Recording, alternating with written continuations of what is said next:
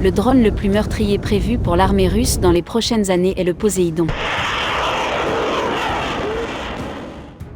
Les services de renseignement américains estiment que le Poséidon terminera ses tests en 2025 et entrera en service opérationnel en 2027. Bien qu'il faille attendre plusieurs années avant de la mettre au point, cette arme fait froid dans le dos. Il s'agit d'un drone sous-marin lancé depuis un sous-marin et équipé d'une ogive nucléaire pouvant atteindre 100 mégatonnes. Le Poséidon est la plus grande torpille jamais construite, mesurant environ 24 mètres de long et 2 mètres de diamètre. Grâce à un minuscule réacteur nucléaire qui alimente un système de propulsion à jet de pompe, le Poséidon peut parcourir des milliers de kilomètres à travers les océans, en contournant les obstacles de manière autonome et en échappant aux interceptions.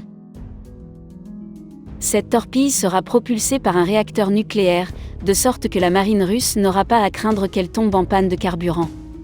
Si la centrale nucléaire devient opérationnelle, le Poséidon pourrait avoir une portée illimitée. Actuellement, il a un rayon d'action d'environ 10 000 km.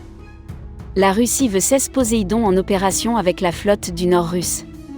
Le Kremlin estime que le Poséidon sera beaucoup plus difficile à éliminer que les lanceurs de missiles balistiques basés à terre.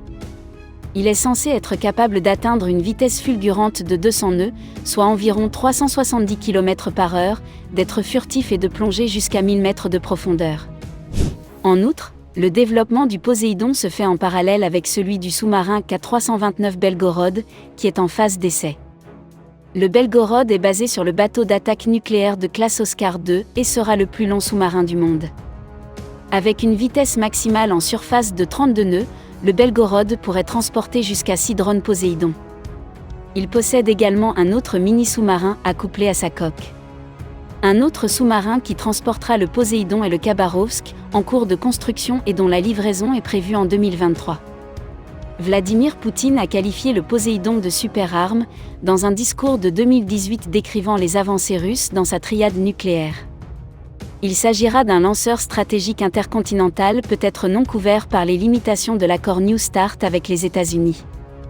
Pour information, Ashi Sutton, un analyste naval, a déclaré que pour arrêter des armes comme le Poséidon, les marines occidentales devront probablement développer une nouvelle génération de torpilles. Les familles actuelles de torpilles de l'US Navy et de la Royal Navy ont été développées pour contrer les sous-marins russes rapides et plongeants. Bien qu'elle soit très performante, la combinaison encore plus grande de vitesse et de profondeur du Poséidon signifie que de nouvelles armes devront être développées. Celles-ci seront probablement caractérisées par une augmentation de la portée et de l'autonomie. Le Poséidon est une arme extrêmement dangereuse dont il faut se méfier.